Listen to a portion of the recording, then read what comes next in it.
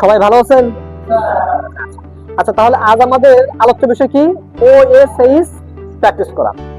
এটার ভিতরে আমরা আমাদের যে শিক্ষণফল গুলো আছে বা আমরা কি কি জানতে পারবো, সেটা হচ্ছে এক নম্বর হচ্ছে পিপি এর ব্যবহার ব্যাখ্যা করতে পারবো, দাস দূর করার ডিভাইসের ব্যবহার ব্যাখ্যা করতে পারবো, ব্যবহারের সময় এবং পরে নিরাপত্তা প্রয়োজনীয়তা ব্যাখ্যা করতে পারবো, দুর্ঘটনা ও জরুরি কেস রিপোর্ট করার পদ্ধতি ব্যাখ্যা করতে পারবো, কর্মক্ষেত্রে পরিষ্কার অবাঞ্ছিত উপাদান পরিষ্কার করতে পারবো। তো এক নম্বরে আমরা পড়ছি পিপি এর ব্যবহার। এখন পিপি বলতে কি বুঝি?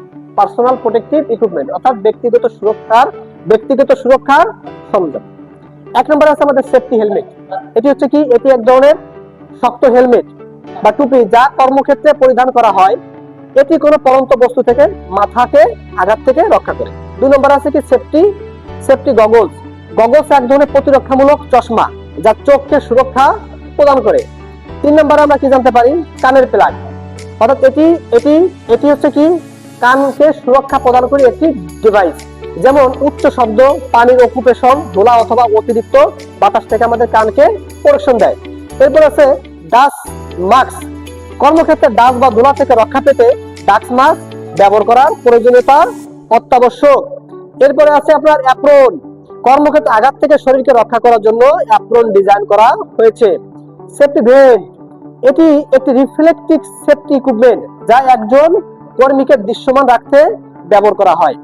সেফটি বেল্ট, উঁচু বিল্ডিং থেকে নির্মাণ শ্রমিকের পড়ে যাওয়া হাত থেকে রক্ষা পেতে ব্যবহৃত হয়। এছাড়া অতিরিক্ত টুলস ধরে রাখার জন্য এটি ব্যবহার করা হয়। সেফটি হারনেস, একজন ব্যক্তি উঁচু লেভেলে কাজ করার সময় কোনো কারণে পড়ে গেলে তাকে ধরে রাখতে বা সুরক্ষা দেওয়ার জন্য এই হারনেস ব্যবহার করা হয়। নেক্সটে আছে আপনার হ্যান্ড গ্লাভস।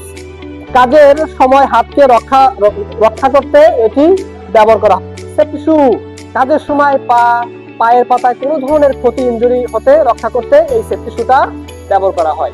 আমরা এখন পরবর্তীতে এইটার বিস্তারিত এবং প্রয়োগ সম্পর্কে আলোচনা করব।